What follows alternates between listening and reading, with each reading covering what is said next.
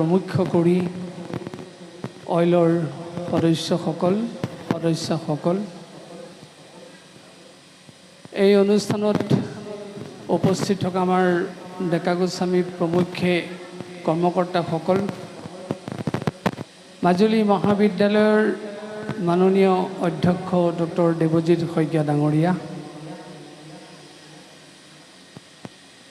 গুণী জ্ঞানী প্ৰমুখ্যে সুধী সংস্কৃতি ৰাইজ,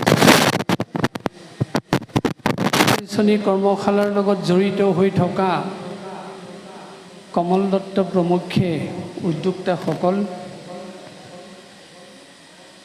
প্ৰশিক্ষাৰ্থীসকল, প্ৰশিক্ষকসকল, ছাত্ৰ ছাত্ৰীসকল,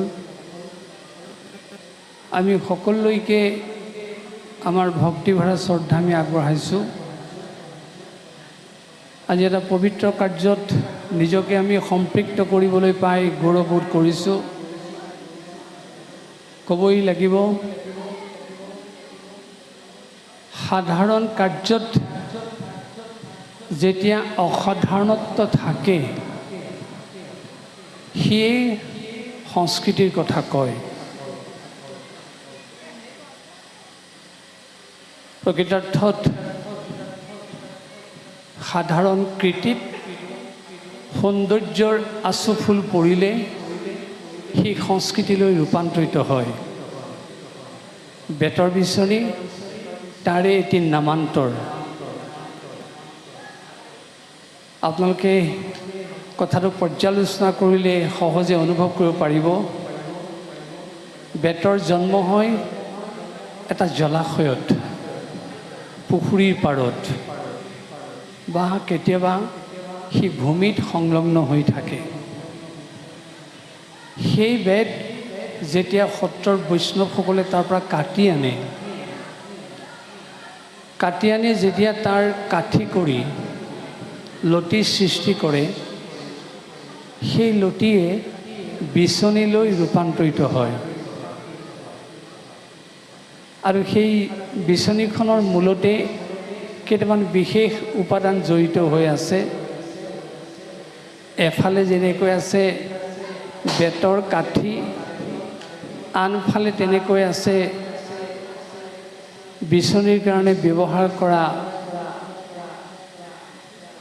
তামোলৰ পৰা তৈয়াৰ কৰা নালডাল, আৰু তাৰ লগত আছে চেলমাচমকিযুক্ত চকাবিলাক।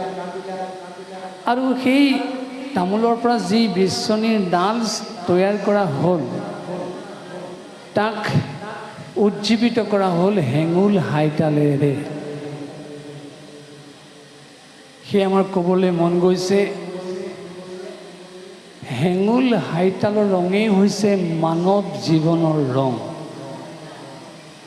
যেনেকৈ উদিত সূৰ্যই পোহৰ বিলায়, তেনেকৈ হেঙুলেও তাৰ উদ্দীপ্ত আভা প্ৰকাশ কৰে।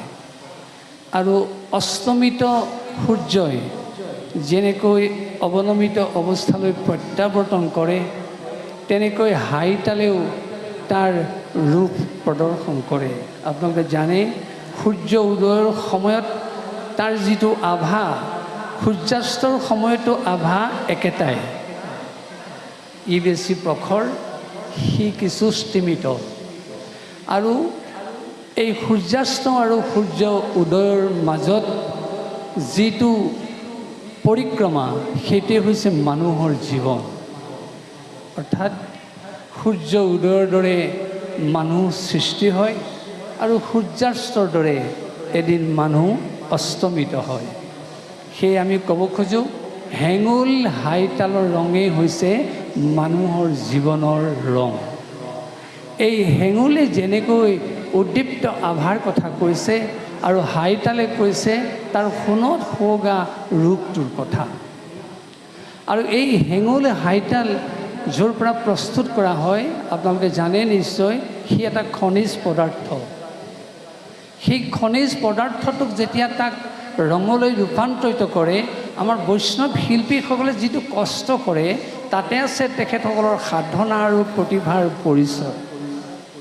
আৰু আপোনালোকে এইটো কথাও জানে যে আমাৰ বিচনীৰ যিডাল নাল সেইডাল কোনোবাই কাটি কাটি তৈয়াৰ কৰা নাল নহয়।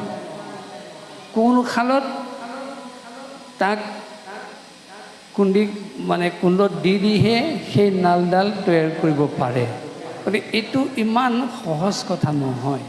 সেয়ে আমি আজি ক'ব খোজোঁ, সত্ৰৰ বৈষ্ণৱসকলে যি সাধাৰণ বস্তুত অসাধাৰণত্ব আৰোপ কৰি বিচনীৰ যিটো পৰিচয় দিলে, এয়া সঁচাকৈ এক অসাধাৰণ কৰ্ম, এয়া সঁচাকৈ এক সাধনা জড়িত কৰ্ম, আৰু এয়া সঁচাকৈ এক প্ৰতিভা বিকশিত কৰ্ম।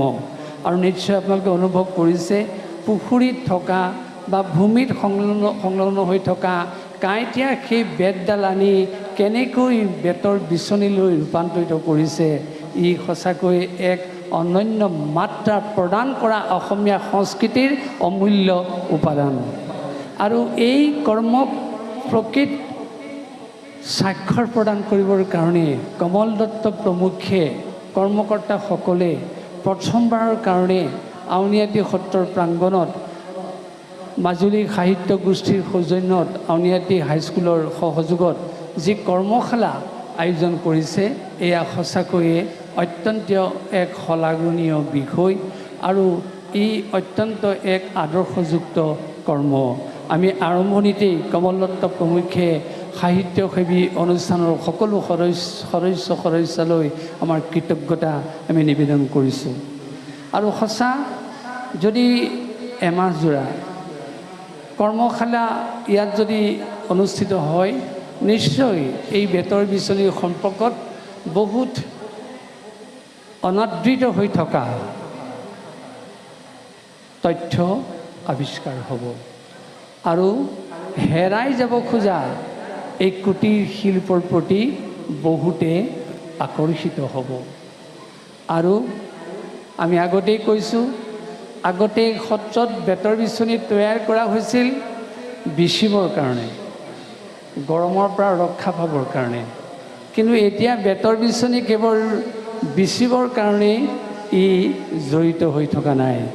এই বেতৰ বিচনী এতিয়া আমাৰ বিয়া, সবাহ, মাংগলিক বিভিন্ন অনুষ্ঠান, বিভিন্ন তেনেকুৱা অভিবাদন অনুষ্ঠানত বিচনীখন দি উপহাৰ প্ৰদান কৰা হয়, যিটো এক ৰাজকীয় মৰ্যাদালৈ ই নিজেই তাৰ পৰিচয় সি উন্নীত কৰিছে।